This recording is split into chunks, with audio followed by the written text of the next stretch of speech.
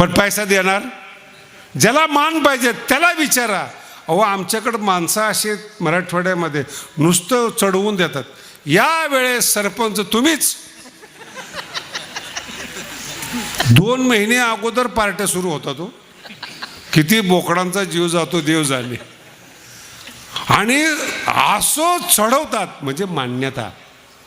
नेतृत्व करण्याची इच्छा मनात येते पण लायकी नसते. आणि जी माणसं 2 महिने जेवत असतात तीच दुसऱ्याची असतात. याला अक्कल नसते. पैसे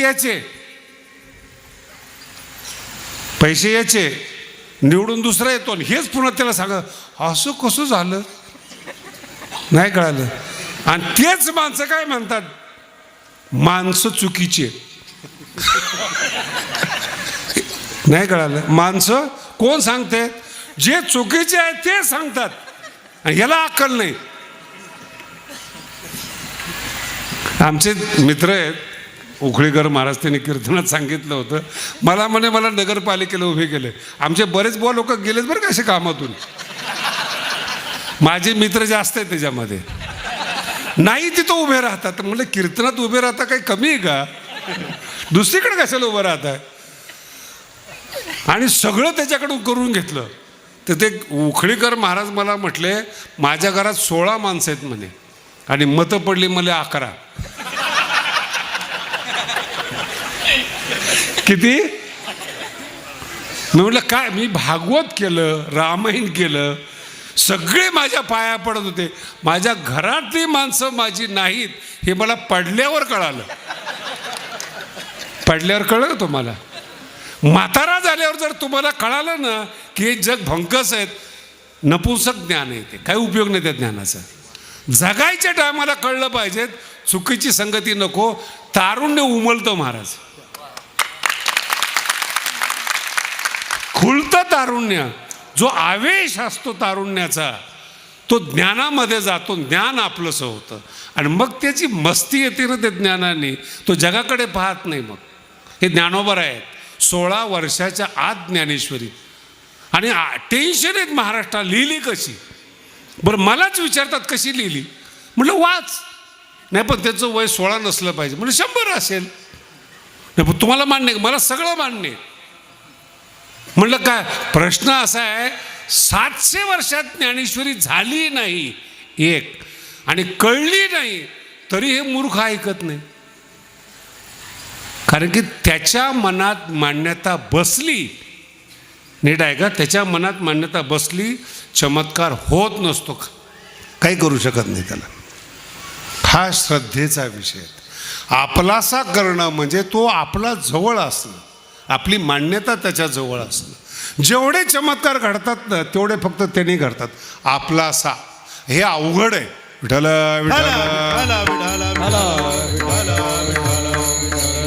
पुन्हा बोलतो बरं का, अवघड आहे, अति अवघड आहे.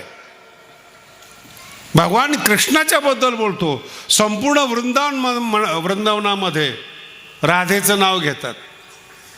बरोबर आहे? राधेचं नाव घेतात. भगवंताने लग्न केले रुक्मिणी बरोबर. आणि महाराष्ट्रामध्ये विठोबा रखमाई भजन आहे. मग राधा नाव खरे का रुक्मिणी नाव खरे? पुन्हा आहे का? दोघांचा विषय नीट आहे का? राधेचा पण भांडणं नाही आहेत. दिव्य शक्ती एक आहे. राधेनं आपलासा करून घेतला, रुक्मिणीनं आपलासा करून घ्या. तुम्ही सुद्धा आपलासा करून घ्या. पहिल्याच्या आपुला तो एक देव करुणी घ्यावा. आपुला तो एक देव करुणी घ्यावा. आपुला तो एक देव करुणी घ्यावा. आपुला तो एक देव करुणी घ्यावा. तेणे वीण जीवा सुख नोहे. तेणे वीण जीवा सुख नोहे. तेरे वीण जीवा सुख होए. तेरे वीण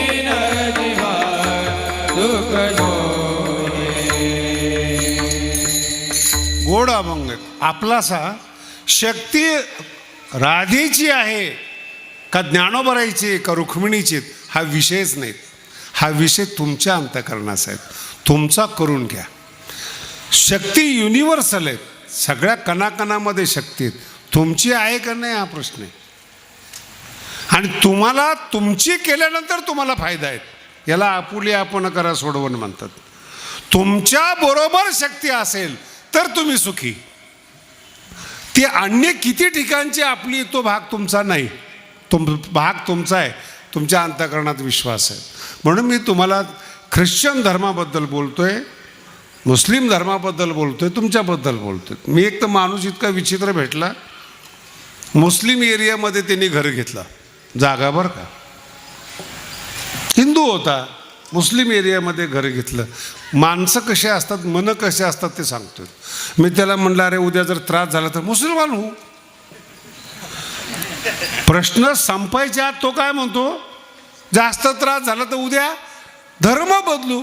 म्हणे तुला काही वाटत नाही. मला काहीच वाटत नाही म्हणे, मला कोणत्याच धर्माबद्दल काही वाटत नाही. जिथं पोट भरेल ते आपलं. ह्या माणसाला कट्टरता समजणार नाही. तो तयार आहे बदलायला. नाही कळाला अजून? मराठी कळाली का? नाही बदलायला तयार आहे हे पण मी कीर्तन सांगायचं तुम्हाला. महाराष्ट्रात कुठलं प्रकरण चालू आहे, कोण कधी पक्ष बदलेल, कुणाचं अंतःकरण कधी बदलेल, कोणता पक्ष आपलासा वाटेल, ज्या पक्षाने तुम्हाला मोठे केलेत त्याला कधी संपवाल तुमचा भरोसा. म्हणून पोरावर पण विश्वास ठेवू नका. विठाला विठाला कधी बदलेल सांगता येत नाही. मला एक जण म्हटलं महाराज मला पक्ष बदलायचं, तो माझ्याकडे आला चुकून. मी म्हटलं अरे तुला या पक्षाने बरंच काही दिलंय. म्हणे आम्ही पण काम केले ना म्हणे. मग आज काय प्रॉब्लेम आहे? आमचा नाही म्हणे तो पक्ष, ऐकत नाही म्हणे आपलं. पण पक्षाचं काम करणारा तू आहे का पक्षाचा मालक तू आहे? ते म्हणे तो विषय नंतरचा आहे म्हणे महाराज, फायदा कुठं होतो तो आमचा आहे. नाही कळालं. आणि जे राजकारणी लोकांना कळालं ते मंडपातल्या सगळ्याला कळायला पाहिजेत. कारण की त्यांनी त्यांच्या फायद्यासाठी जिथं ज्या पक्षात जन्माला आले ते सोडून दिलं, फायद्यासाठी आपलं असं केलं. संसारावरची माया कमी करा आणि देवावर प्रेम करा, तुमचं जीवन सुखी होईल. हा अभंगातला महत्वाचा अर्थ. आणि जर नाही केलं अभंगाच्या दुसऱ्या रती माई के दुःखाची जनिती, रती माई के दुःखाची जनिती, नाही आदिअंती अवसान, नाही आदिअंती अवसान. कीर्ती माई दुःखाची जनती, कीर्ती माई दुःखाची जनती, नाही आधी